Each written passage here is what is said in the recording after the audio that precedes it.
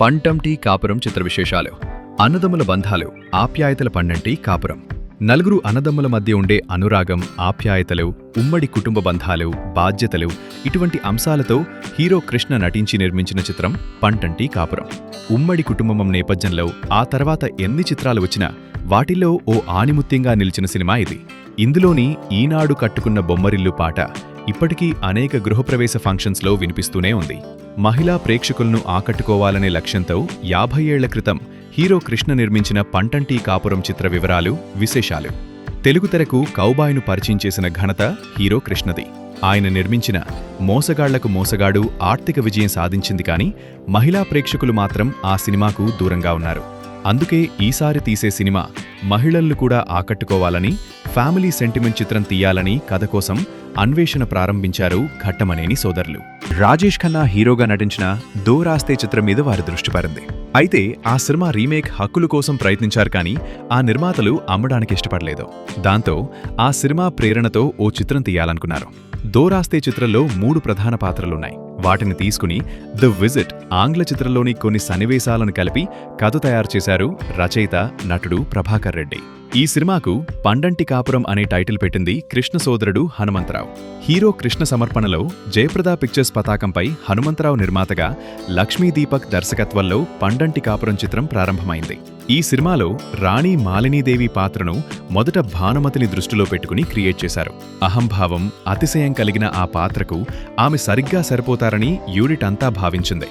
భానుమతి కూడా అంగీకరించి తను కూడా కథాచర్చల్లో పాల్గొన్నారు. ఆ సమయంలోనే ఆమె హీరో కృష్ణతో అంతా మన మంచికే చిత్రం నిర్మిస్తున్నారు. ఆ సినిమా పూర్తయిన తర్వాతే పండంటి కాపురం షూటింగ్లో పాల్గొంటారని చివరి క్షణంలో భానుమతి మెలిక పెట్టడంతో అప్పటికప్పుడు ఆమెకు బదులు జమునను ఎంపిక చేశారు కృష్ణ, ఆయన సోదరులు. అహంభావంతో పాటు అందం కూడా జమున కలిగి ఉండడం ఆ సినిమాకు బాగా ప్లస్ అయింది.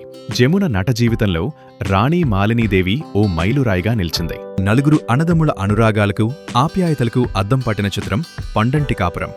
ఇందులో పెద్దన్నయ్యగా ఎస్వి రంగారావు నటించారు. ఆయన షూటింగ్స్కు లేట్గా వస్తారనే ప్రచారం ఆ రోజుల్లో ఎక్కువగా ఉండేవి. అందుకే ఆయన తీసుకునే పారితోషికానికి 10,000 రూపాయలు ఎక్కువ ఇచ్చి 10 రోజుల బల్క్ డేట్స్ తీసుకుని ఆయన వర్క్ పూర్తి చేశారు. రంగారావుకు తమ్ముళ్లుగా గుమ్మడి, ప్రభాకర్ రెడ్డి, కృష్ణ నటించారు. దేవిక, బి సరోజాదేవి, విజయ్ నిర్మల వీరికి జోడీలు. బాల నటుడిగా నరేష్కు ఇదే తొలి సినిమా. అలాగే జయసుధకు కూడా ఇదే మొదటి సినిమా.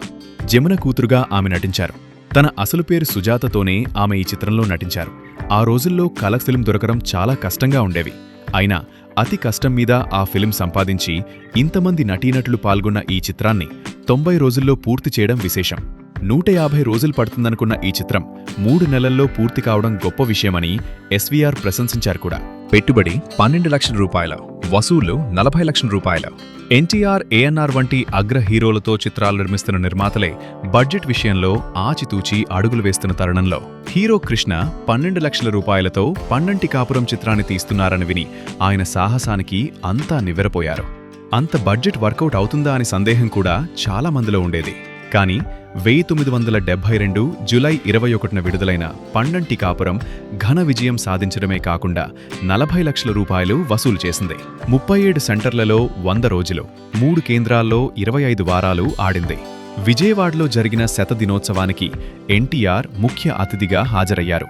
ఈ సభలోనే ఎన్టీఆర్తో ఓ భారీ చిత్రాన్ని నిర్మిస్తానని కృష్ణ ప్రకటించారు. అదే దేవుడు చేసిన మనుషులు. ఈ సినిమా గురించి మాట్లాడితే ముందుగా ఎస్వి రంగారావు గురించే. సినిమా మొదటి నుండి చివరి ఫ్రేమ్ వరకు ఆయనే ఉంటారు. కుటుంబ పెద్దగా హుందాగా, హీరోయిన్తో ఇంగ్లీష్ మాట్లాడుతూ కామెడీ, తమ్ముడు భార్యపై కోపం వచ్చినప్పుడు రౌద్రం, కుటుంబం చితికిపోయినప్పుడు, రైల్వే కూలీగా కృష్ణకి ఎదురుపడినప్పుడు, పిల్లవాడు చనిపోయినప్పుడు ఏమ్రా ఇలా చేశావ్ అంటూ పిల్లవాడి మీద మట్టి వేసే సీన్లు ఆయన నటనకి పిల్లల నుండి పెద్దవాళ్ల వరకు భోర్ను ఏడుస్తారు. ఇలా అన్ని రసాలు పండించారు. చివర్లో జమున కాంబినేషన్లో వచ్చే సీన్లో ఆయన నటన తన పరాకాష్ఠకు చేరింది. విశ్వరూపం చూపించారు. ఈ సీన్ కూడా ఆయన తాగి చేశారట. కట్ చెప్పినా అలాగే ఫ్రేమ్లో మత్తుగా ఉండిపోయారట. ఆయన తాగి చేసినా, తాగకుండా చేసినా ఆయనలో మహానటుడు మాత్రం అలాగే ఉంటాడు. ఇలాంటి నటులు చాలా అరుదు, అందుకే ఆయన యశస్వి అయ్యారు. ఏ సినిమాకైనా ప్రేక్షకుళ్ళు కట్టిపడేసే ఒక ట్విస్ట్ ఉంటే ఆ సినిమాకి తిరుగు ఉండదు. అలాంటి సీన్ చివర్లో ఎస్వీఆర్ అప్పటి వరకు మనం తన కూతురు అనుకుంటున్న జయసుధను జమున కూతురు అని చెప్పడం, ఆ సీన్ థియేటర్లో అందరూ ఆశ్చర్యంగా చూసి పులకించిపోయారు.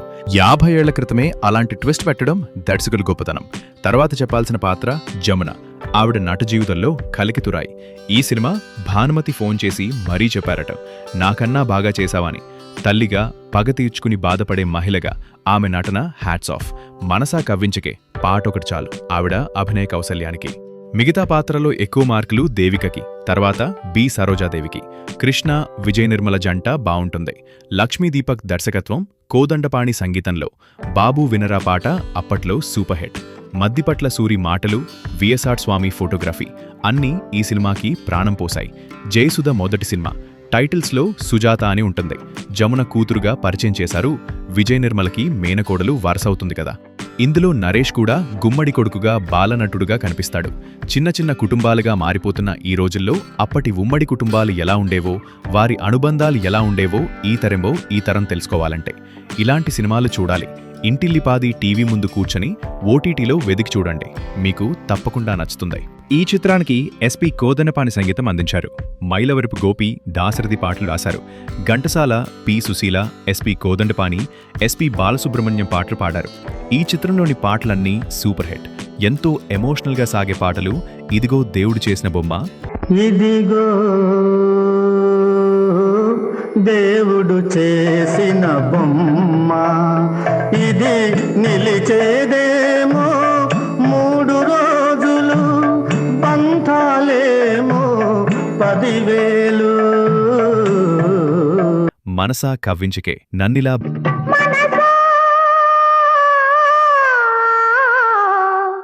కవ్వించకే నన్నిలా. బాబు వినరా అన్నా తమ్ముల కథ ఒకటి. బాబు వినరా అన్నా తమ్ముల కథ ఒకటి. సూపర్ హిట్ డ్యూయేట్ శ్రోతలను మళ్లీ మళ్లీ వినేలా చేస్తాయి. ఈనాడు కట్టుకున్న బొమ్మరిల్లు, ఈనాడు కట్టుకున్న బొమ్మరిల్లు, కావాలి ముందు ముందు పొదరిల్లు పొదరిల్లు. ఏవమ్మా జగడాల వదినమ్మో, ఎగిరెగిరి పడతావు ఏందమ్మో. ఏవమ్మ జగడాల వదినమ్మో, ఎగిరెగిరి పడతావు ఏందమ్మో. నేటికి ఈ పాటలు వినిపిస్తూనే ఉంటాయి. సాంకేతిక వర్గం స్క్రీన్ ప్లే, దర్శకత్వం లక్ష్మీ దీపక్, సంగీతం ఎస్పి కోదండపాణి, కథ మందాడి ప్రభాకర్ రెడ్డి, మాటలు మద్దుపట్ల సూరి, గీత రచయితలు మైలవరపు గోపి, దాశరథి కృష్ణమాచార్య, నేపథ్యగానం Ghantasala Venkateswararao, P Susheela, SP Balasubrahmanyam, SP Kodandapani, ఛాయాగ్రహణం విఎస్ఆర్ స్వామి, నిర్మాత జి హనుమంతరావు, నిర్మాణ సంస్థ జయప్రద పిక్చర్స్, ఎడిటింగ్ గోపాలరావు, పంపిణీదారులు పూర్ణ పిక్చర్స్ ప్రైవేట్ లిమిటెడ్. విడుదల 21 జులై 1972. పండంటి కాపురం సూపర్ హిట్ ఫ్యామిలీ చిత్రం. ఇంకా చూడకపోతే వెంటనే చూడండి. ధన్యవాదములు. ఇట్లు రామకృష్ణ దువ్వు.